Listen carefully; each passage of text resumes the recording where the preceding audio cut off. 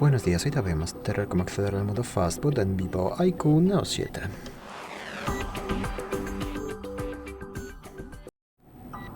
Para eso apagamos nuestro Vivo, entonces mantenemos presionado el botón encendido hasta que aparezca el menú apagado.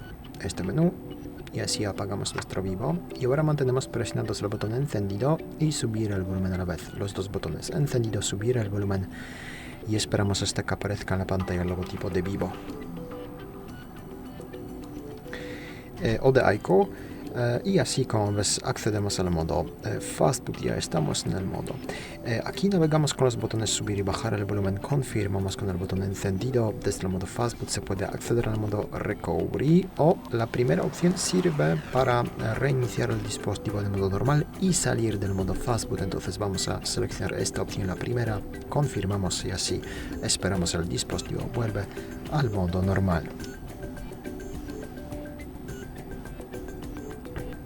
Y como ves, así acabamos de salir del modo Fastboot sin problemas.